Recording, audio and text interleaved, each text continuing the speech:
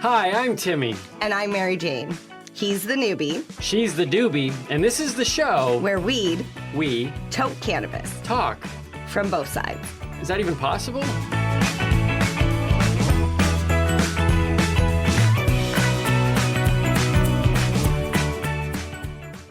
This podcast is for information and entertainment purposes only.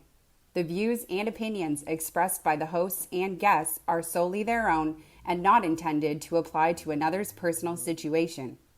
You should always consult with a qualified, licensed physician or other healthcare provider. By watching or listening to this podcast, you acknowledge you are of legal age to purchase and consume cannabis in your country or region. This podcast is for adults only, should not be used as a meal replacement, and may contain nuts. Hello and welcome to another episode of the Noobie and the Doobie. I'm Timmy Boyle. I'm Marijane Baker. This is exciting. You've even changed your clothes. I literally wear a black shirt and jeans. You've got another outfit on. How do you do that every single day? I keep mine nice and simple. Well, most people change their clothes every day, Timmy. Well, I am not most people.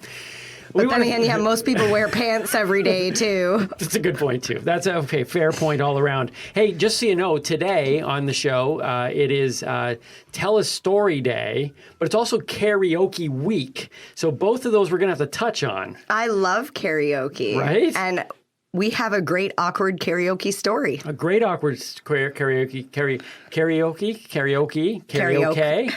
A karaoke story coming up. We also have another high five list.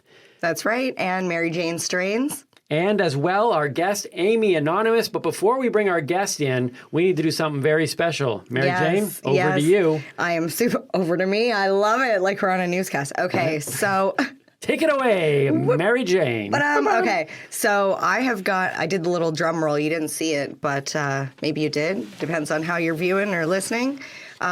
We have a chocolate egg here.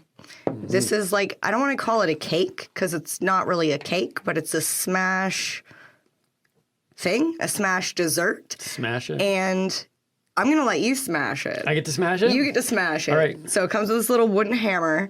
And right. I picked this up from our guest today, Miss Amy Anonymous, which we're going to chat with in a minute. So okay. I just smash it? Just smash it. Smashing it. Well, then, how exciting was that?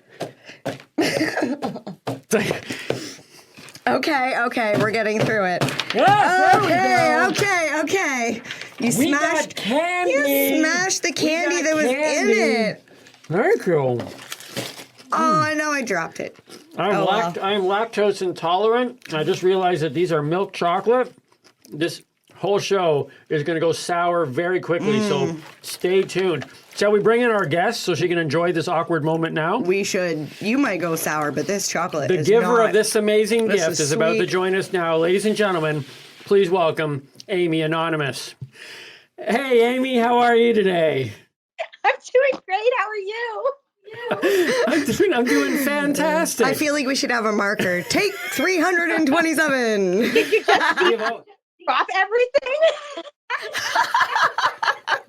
We literally have spent almost a day and a half with Amy here. We finally have her on. And Amy, just wanted to let you know that I have finished cracking open this wonderful chocolate egg that you made and gave to Marijane. I am lactose intolerant. My stomach is hardening as we speak. This interview could go very, very badly.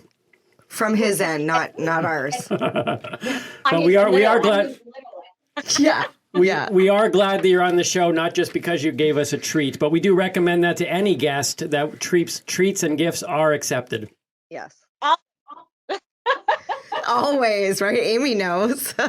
So, Amy, I don't know. I think we met maybe once or twice at a cannabis festival of some sort that Marijane was able to drag me out to. I'm a non-consumer. I just want to put that right out there. And that's why we're doing this show, to kind of talk about it from both sides.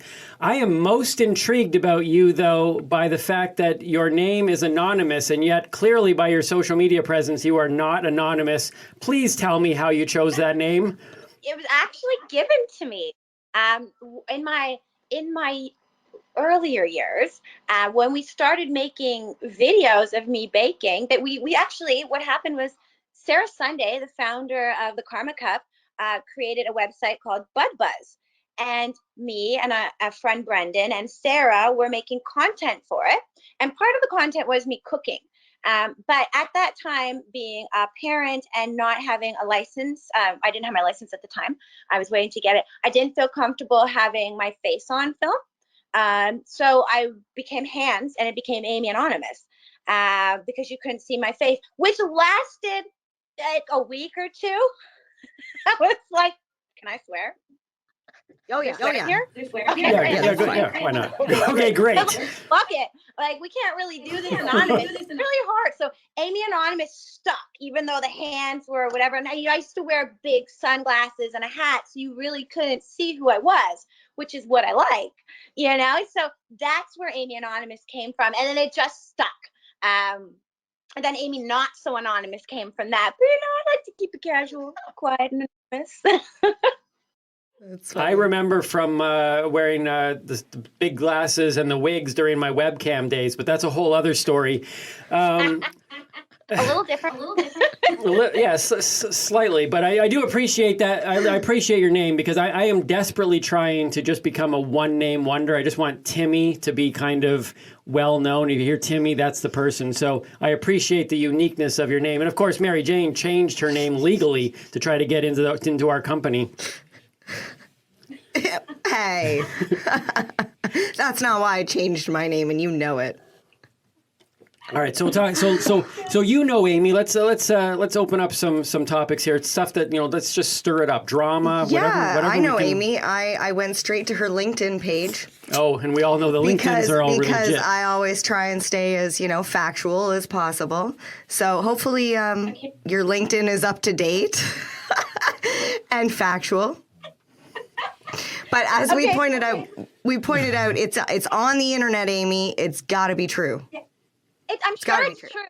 No idea what it said. App made it for me, and that was that. Okay, so now I could tell you what your LinkedIn says. Yeah, what's up? Okay, so it says that you were were a host of the show on your own show on SwearNet. Correct. You also worked for different companies within the legal market. I'm not going to get into which they were, but different companies doing different roles. You also worked at CALM, which was, if I'm not mistaken, a compassion club way back in the day when compassion clubs were still a thing. Yeah. And I also have here that since 2010, I want to point that out, 2010, you've been doing annually the milk and cookies and cannabis for the homeless. Oh, that's cool. Yeah. That's so my favorite thing. that's actually one of the things that I first heard about Amy Anonymous. And I was like, wow, not only is this person giving to the community, but giving to the homeless, and not just giving what everybody else is giving, but giving something that they actually might want and use. Because, let's be honest, a Tim Hortons gift card and a joint is amazing to anybody. To anybody. Who would want to join? So talk about how that started then. What made you in 2010 say, I'm going to go do this? Not, of course, knowing that it might be 10 years annual and ongoing, but what was the first step to going, this is something that I think would be cool? It was a homeless man that I saw on my way to work. I would talk to him when I worked at CALM. It was downtown, so, there's a lot of, unfortunately, people who don't have places to call their own. And I'd see this man often, and I'd always make conversation with him, and it started getting colder. Yeah, and I was just like, I got to find a way to help this guy, right? So I asked some people if they had any jogging pants his size. He looked like a medium. So I asked, if anyone had any pants, and I bought him some gloves, and a hat and some winter essentials, and I put some weed in the bag, and I saw him, and I'm like, here, I got this for you, and he was like so happy about it. And I was just like, more needs to be done, because this is only helping this guy today, and what about tomorrow or the next day?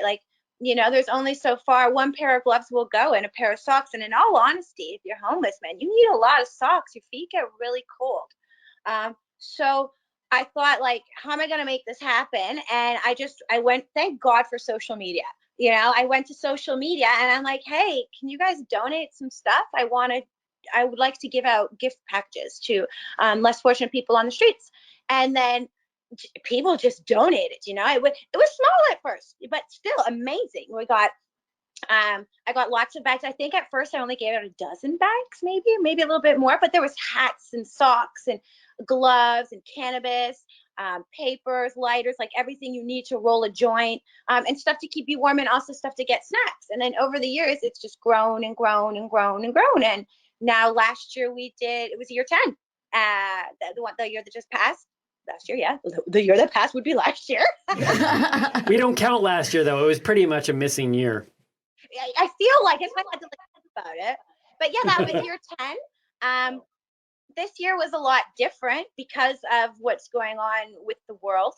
It was a little different in the fact that it's hard to get people to be like, hey, do you want to kind of put your health at risk to go outside and hand out stuff to people during a pandemic? But no one said no.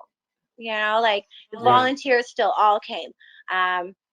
Everything went so damn smoothly, and I'm just so happy that the cannabis, like, it's not me, I just happen to think of it and set it up a bit. It's the cannabis community that comes together. Like, companies I didn't even know started collecting donations for me that I know of, but I didn't know that they were collecting donations. They're like, hey, I have a room full of stuff for you. I'm like, what the fuck? It's become like a household thing in the cannabis community, and I'm really, really proud, and it's amazing, and I'm so appreciative that people every year are like, are you ready for donations? And I'm like, wait till November. It's really cool. It's really cool. Well, the thing that I just learned from that is that I'm probably considered a homeless man, because we were just joking earlier that MJ's got a different outfit on than last time we did the show, and I literally own a pair of jeans and 4 black shirts and 3 pairs of socks. So by your definition about how many socks they have, I'm in bad shape. No, not even close. Okay, all right. Yeah, there's like a whole roof and walls and stuff, babe. It's not just food. Oh, I see. Oh, the concept of homeless without I get it. Not just clothesless. I get it. Yes, Okay, yes. Fair enough. All jokes aside, a big problem is cold feet and cold hands. So just got to cover them. That is super. That is super cool that you do that. Thank you. What else do I have on my card here? Yeah. I got to always make sure that she gets onto her card, because she has these cards ready to go. I do. I got to make sure I'm prepared. I'm lost without these dang cards. Okay, so as a fan, because like I said, the first time I heard about Amy was through Milk and Cookies and Cannabis for the Homeless. And my dad, my dad he's a fan of Amy. As soon as I said I was having my dad on, he's like, Amy Anonymous. I was like, yes, Dad. Yes. He's like, I got a hug from her once. I was like, yes, Dad, you did. So he's absolutely adorable. He smoked cannabis his entire life, but he knows I like to bake. And he was the one that actually said, maybe you should start baking with cannabis. And that's when I was like, well, yeah, but I don't know how to do that. And he's like, well, you need to talk to this girl. She works at the Compassion Club where I go to. Her name is Amy. And I brushed it off because I was like a teenager. I was like, yeah, whatever. Yeah, Dad, I'm just using this recreationally. It wasn't like a huge thing. I wasn't into it yet. But as I started to learn about, the medicinal aspects and how to heal yourself with the cannabis plant through internally and eating and not just having to smoke it, I was like, Dad, what was that name of the girl that you told me about? And then I put 2 and 2 together. I was like, this girl's the shit. I was like, I gotta know this girl. So yeah, I'm just, one of the questions I have is, I've seen a lot of the stuff that you make. You make stuff like this with the smashing of the chocolate. I want to know, what is the weirdest custom order that you've ever been asked to make? I've seen you make some pretty racy things. Ooh, the weirdest. Yes. Ate a lot of butt lube. Okay. I say that's weird. No. It's different. Coming Now, from was it edible? Was it edible butt lube? Yes, That's what I want to know. Okay. And people ask why I wanted to do a podcast. I make a lot of wax if we want to like be polite instead of using the words. But I definitely make a lot of those. And the buckets of dicks. Like I make a lot of dick buckets, you know, and they're just like dick bouquets of edible chocolate dicks, you know. So I do make a lot of weird. They're amazing. But probably the butt lube, you know, which is fine. It's any lube, but it's specifically wanted edible butt lube. And I think it's strawberry flavored, which I would never put something flavored on my butt and in my butt. But like maybe it was like peanut butter and jelly. And I wanted to explain that. I explained that. So I did my due diligence, just so you know. That's good. Did you have any idea that those would be the most popular items when you started making stuff for people? Well, they're not the most popular, but they're very popular with a niche market of people, a group of people. So if we were talking most popular, what's the most popular? Like, what do you sell the most of? Probably the most popular item that I would make, or I've taught people how to make, is cookies, obviously.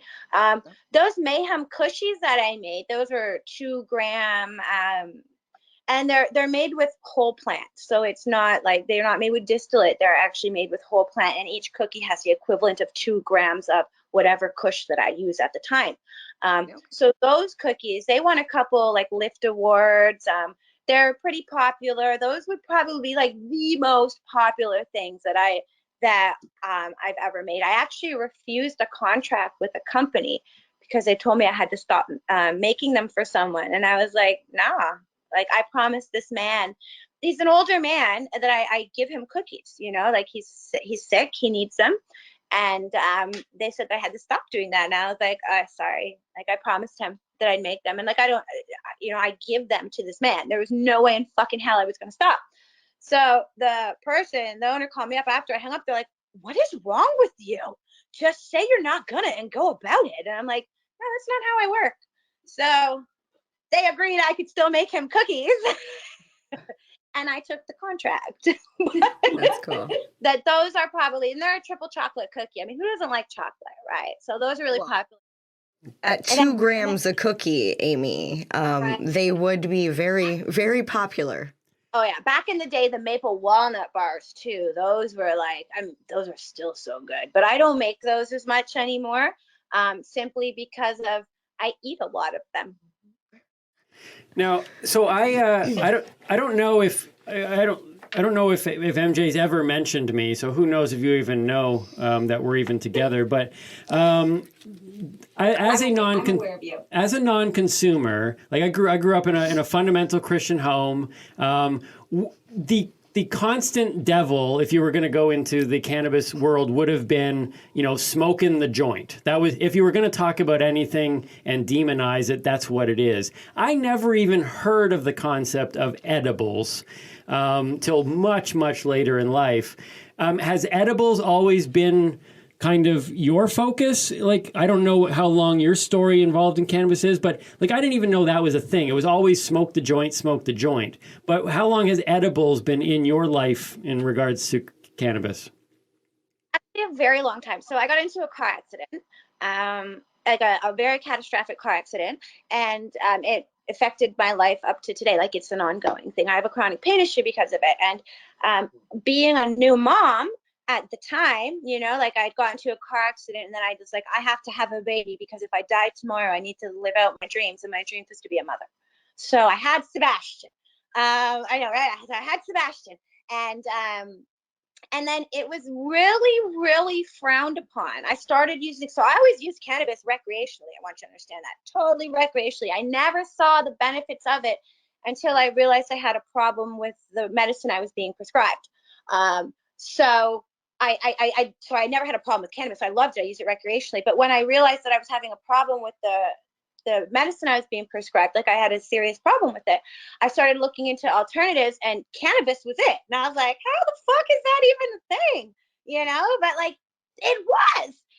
So I quit what was causing my life problems cold turkey and just straight used cannabis. So I was smoking at the time. And that was great. I got pregnant. I stopped smoking. You know, in hindsight, I probably would have. What I know now, I would have still used cannabis. I'm just being real with you. But I didn't when I was pregnant, and I started again as soon as I wasn't, because I have a chronic pain issue. But smoking blunts or joints or whatever you're smoking is kind of frowned upon at the park, you know, and you're like hanging out with your kid, and my pain isn't something that I could control, you know. So it wasn't just like, oh well, I've got 2 hours of pain-free time. Like, no, but that's what cannabis did, you know. So I started getting into edibles because of I could eat a cookie when I'm out all day with my kid, because I'm an active mom. I like to do that stuff. You know, I could take a cookie with me, eat it, and no one would know any fucking different, and I would feel great. So that's kind of how edibles became something in my life, became a real role in my life. And I just wanted to help other people achieve the same feeling I did, you know, of relief, really. I wanted to help other people. So I started teaching classes. I started baking for other people, just anything to help other people be more self-sufficient, really. Like, sure, I can make them for you, but isn't it better if you could do it on your own? You know, saves you a lot of money. So that's kind of how edibles came into my life, and then just grew. Just grew. Yeah. Yeah, see, I resonate with that story because same like you, Amy, I ended up with pharmaceuticals, having a bad reaction, and having a doctor explain to me that I had been medicating for years when I thought I was just recreationally using cannabis, but in reality, daily recreational use is not recreational. It's medicinal when you use it every day. And I firmly believe that all cannabis usage is medicinal, regardless of if you believe it's recreational, because it's still, you know, it's preventative care. So I don't believe there's... Right. Like, what's that, Amy? And that's that. Absolutely.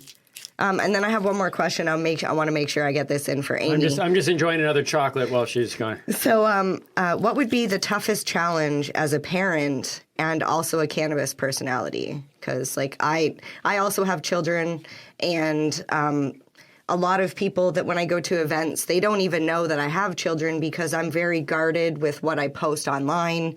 And I know it is legal now, but you know, there's still that perception, right?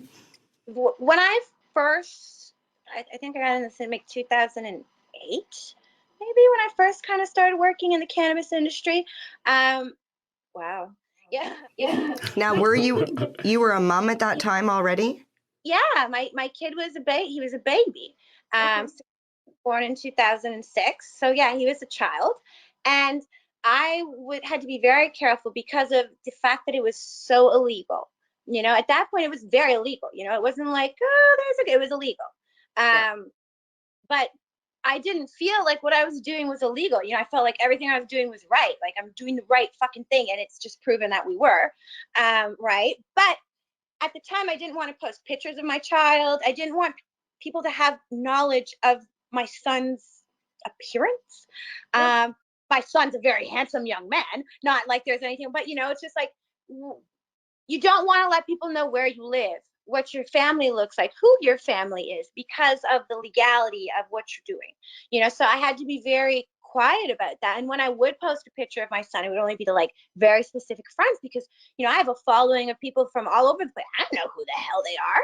They do not deserve pictures of my son's birthday party, you know? And so I had to put those two things aside. I mean, and it was hard, but I did. I didn't hide cannabis from my child, though. My child knew everything. My child can school a lot of adults. You know what I mean? Cannabis right now. I never hid it from him, but I hid my kid. I feel like Drake. Yeah. I hid my kid. Yeah. I don't think there's anything wrong with that, especially like you're saying in the line that you're in with it being, especially because it was illegal. So illegal that you don't want to run the risk of losing, like you said, the reason why you wanted to create this life. That's exactly.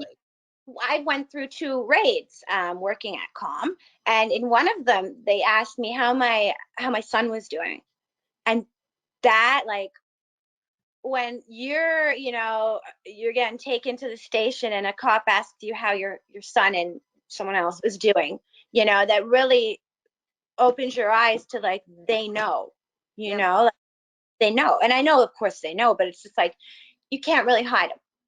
Yeah, but don't you think that's such a gangsta move that they're like, we know where you live and we know who you live with? Like, who does that?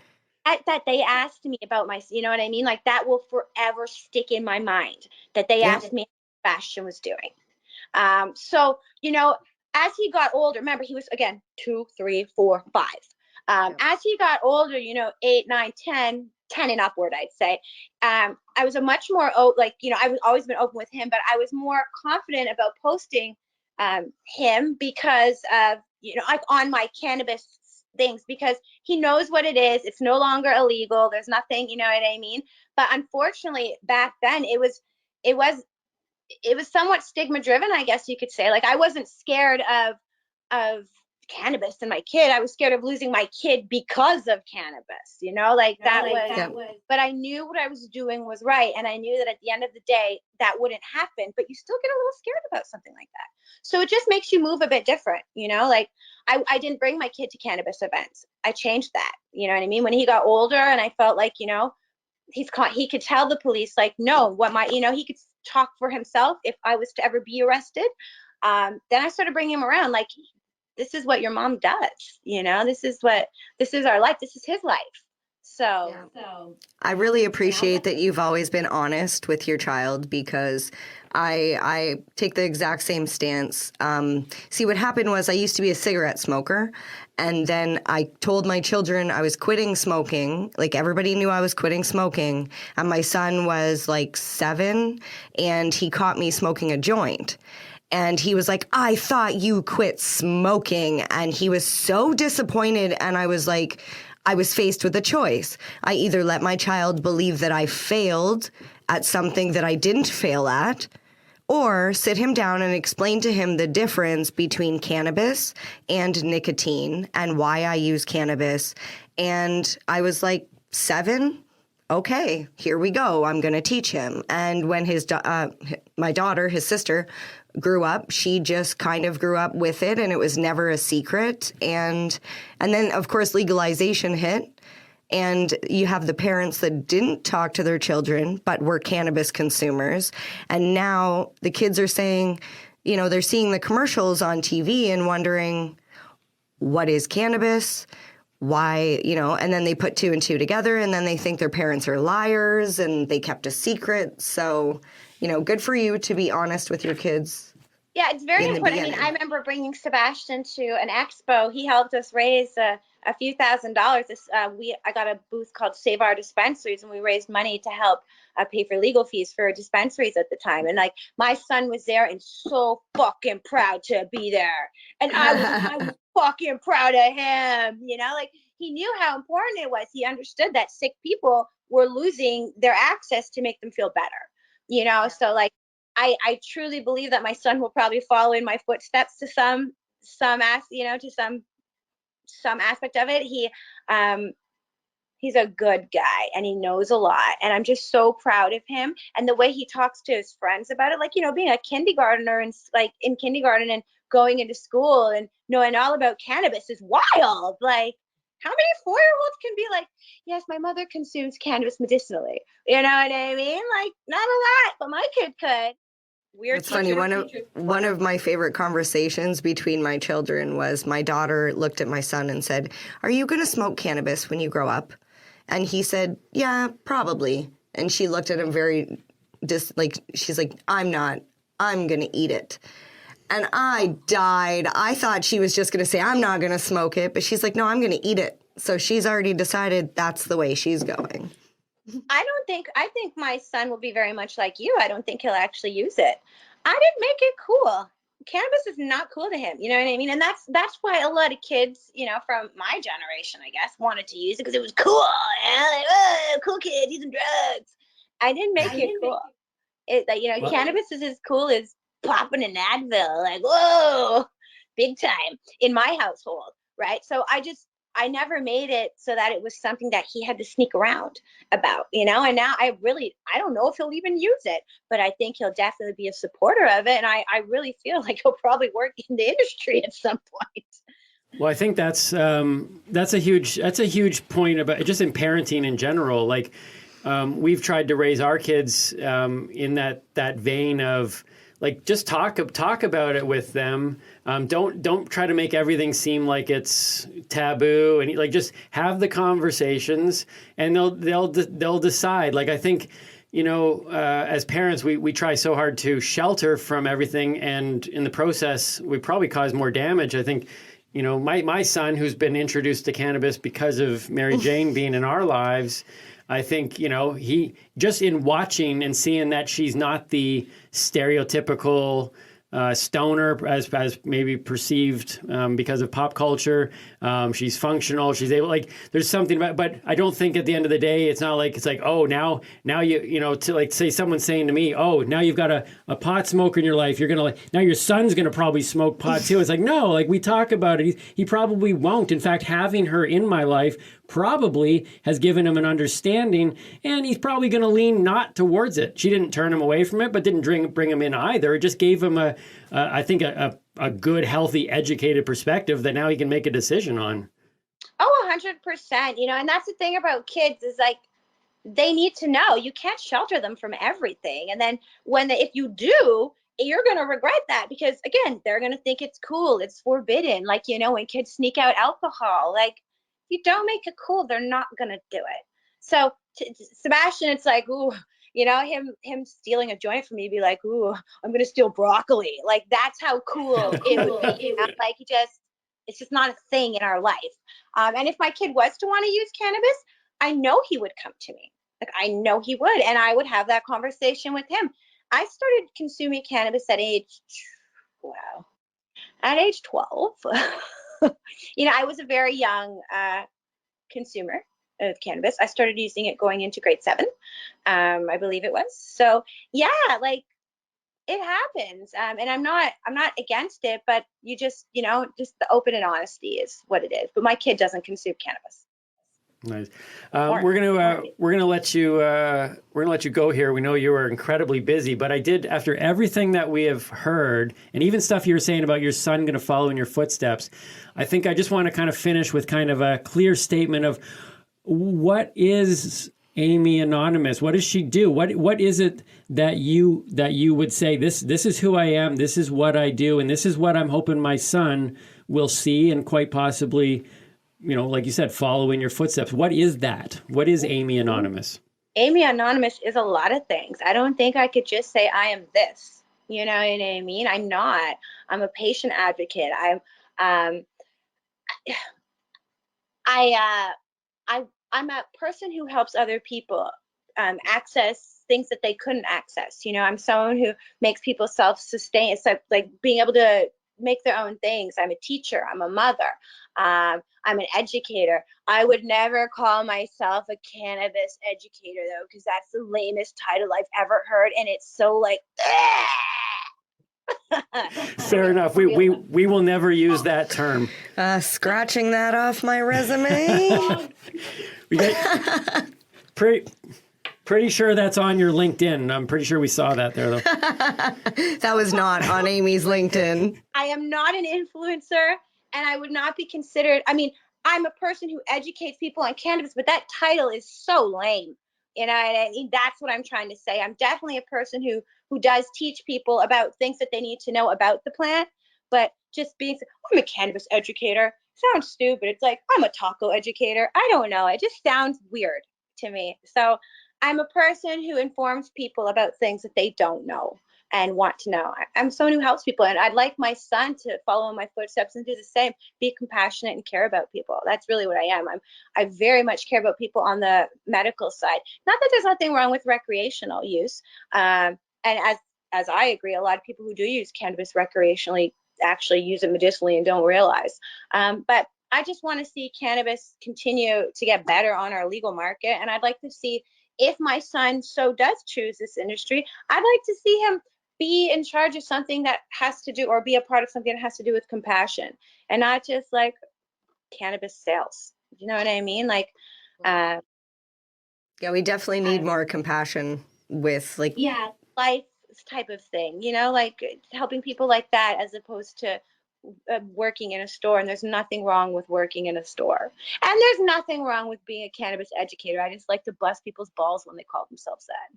It's all good. I can say that I just recently started following you on Instagram, and you are a joy and unique person to follow. So thank you for being on the show today. We really enjoyed having you as our first guest here. It was an absolute pleasure.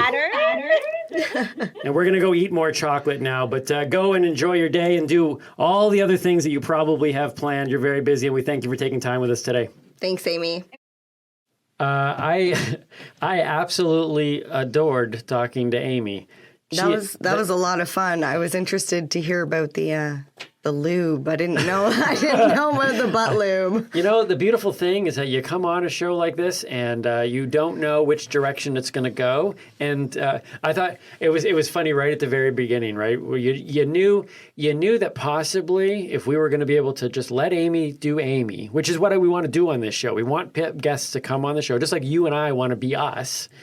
And the moment she paused and then went, wait, can I swear? And then as soon as we gave her the thumbs up, it was just like, whoo, let's do this. And that's all I want. I just want people to be themselves and talk about cannabis, from both sides, which is what we're trying to do. And I think it's funny. It seems like every time, just in life in general, when I'm talking to another cannabis user or a cannabis user, and I say that I'm a non-user, there's always a look in their face of like, what? Really? There's always but why? That's my favorite. But why? And that's the thing. It's by choice, and that's why this show to me is so exciting, because we can have a chance to talk about this issue, and it's not like, plot twist, 5 episodes in, Timmy's now a pot smoker. It's like, no, this is about, we don't actually know where the journey is going to go, and we just want to be ourselves. So that was an absolute pleasure. But as we kind of head into the last part of the show here, I want to go back to something at the beginning. We talked about karaoke and it's funny story and karaoke. It's karaoke week, funny story day. So we wanted to blend it together to tell a time that it's a funny story about karaoke, an awkward karaoke story, mind you, with your dad and me and you. And we were so very early in our relationship. You want to set this one up? Yeah, I'm going to start by saying my dad and I just came in from smoking a joint, like most good stories start with me. I had gotten Timmy to agree to sing a song with me because, after all, it was karaoke, and I had been up a couple times, and my dad had gone to sing, and Timmy does sing, but he generally only sings one. You have this one song that you do that's like one part. Yeah, Sonny and Cher's I Got You, Babe. Yes. Yeah, I do Cher. And see, that's where the problem lied, was I do it very well, by the way. I convinced Timmy to come up on stage with me, and I did so by telling him that he could be Cher. And we started singing the song, and my dad, I could see him from across the room. He's standing up, and he's looking like he's in pure panic mode. And I'm like, oh, no. And I'm trying to sing, and the whole time my dad's like, he starts walking over to the stage, and I know what's happening. And Timmy's just belting out Cher's part. And my dad goes, you're singing the wrong parts. Yeah, Switch. Your dad literally... So I'm eating a chocolate here as well. This chocolate is so good. We're singing karaoke. And listen, if you've been to karaoke bars and stuff like that, sometimes they're not really good singers. Doesn't matter. You just be you, right? Yep. I have never seen somebody interrupt a karaoke singer and say, you're doing it wrong. Okay, so I've been going to karaoke since I was a very, very little girl, and just like card games, my dad takes karaoke very seriously. Oh yeah, very. He had a determined look in his eyes. The fact that I was singing Cher's part was giving him a literal like his insides were spinning. This must stop. You are not singing the right part. Well, I don't know what he was thinking. Like, if he thought maybe we had messed up the colors, because, like, it's pink and blue. I'm pretty sure we could figure it out. And I've been to karaoke before, so I don't know what was going on. But My simple answer was, no, Dad, it's okay because Timmy's the diva. That's very true. You continue to watch and listen to this show, that will become very, very clear. I'm a diva with a very limited wardrobe. This is but true. I do have a home. So homeless, but clothless. Yes. I want to do a high five today. A high five was inspired, high five, by our guest, Amy Anonymous, who is has many contacts within the rap hip-hop world. Yes. And so my high five list today is the top 5 rap hip-hop names that I would give myself if I was going to be singing specifically about cannabis. Okay. Okay? So my Timmy's top 5. So you're a cannabis rapper. I'm this a is what you would cannabis call rapper. yourself. Not just a rapper, hip-hop artist using cannabis, but I am a quote-unquote cannabis topical focused hip-hop rap artist. Okay, These are so the you names I rap would give about myself. weed. Yes. Okay. All right. So here we go. Number 1, Grandmaster Flash. No, sorry. That's his real name. Grindmaster Flash. Okay. You see how I did there? I changed the grand to grind. Okay, so that gives our listeners an example of what you're doing here. Grindmaster Flash. That one, no, you're not. Okay, not a fan. Okay, that was number 5 on the list. So number 4 on the list, the Notorious B.U.D. Oh, that's good. Right? That's the good. Notorious B.U.D. Okay. Number 3 on Timmy's high five list today, Kusha T. Kusha T. Do you know who that is? No. There's some guy named Pusha T. I don't even know who that Anyways, Okay. I don't really know, but there's apparently a Pusha T. I would go Kusha T. I thought that was a pretty cool one. Okay, no? Okay, so far only the Notorious B.U.D. Mm-hmm. Number 2 on the list is Fitty Graham. That's funny. Right? That's a good one. That's funny. Fitty Graham. Instead of 50 Cent?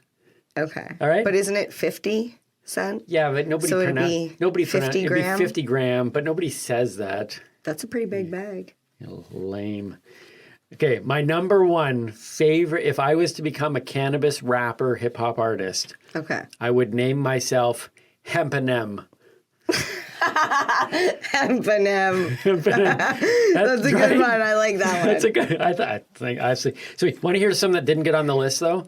Let me just do this quickly. Oh, okay. Hey, these didn't make the top 5 list. Okay.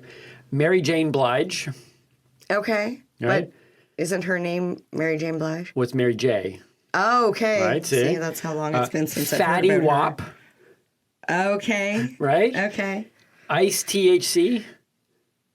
Okay. All okay. right. That's a stretch, but MC Dabber.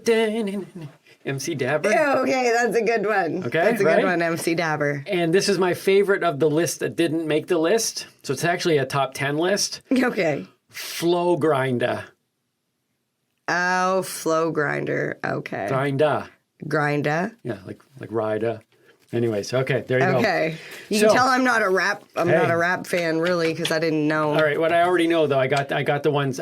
Basically, it was just my way to narrow it down, and so now I know the ones I can kind of go with going forward. Hey, let's do a Mary Jane Strains, and then Yeah. head off on our way, and let all of our listeners go off to do the things that they have planned for the rest of their lives as well. Mary Jane Strains, what do we got today? All right. Our strain of the week is True OG by Truro. It is an indica hybrid. It's a really strong one, 29% THC, which means it's got less than 1% CBD.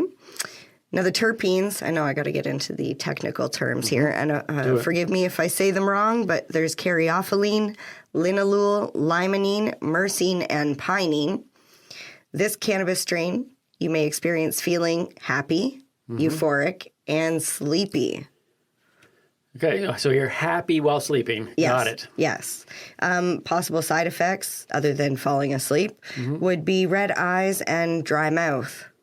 Okay, seems fairly consistent for other ones that we've heard. Yes, most of them with the side effects are dry mouth and red eyes. When you've been talking to me about My weed mouth in almost feels general, like cotton mouth yeah, right it now. seems like across the board, every time you talk to me about a strain, it's like, oh yeah, by the way, it might give you dry mouth and red eyes. That's true. Yeah. That's true. And you should pair this strain with activities such as socializing, watching television, or relaxing before bed. In which, of course, you can do all three at the exact same time. You can. Multitasking. MJ, great Timmy. show. Yeah, it was awesome. We're going to go and enjoy some more chocolate here. Please connect with us on any social media channel at The Noobie and The Doobie. Check out our Patreon account, too, to help us keep this show on the air. And other than that... Yeah, I just want to say thanks for listening.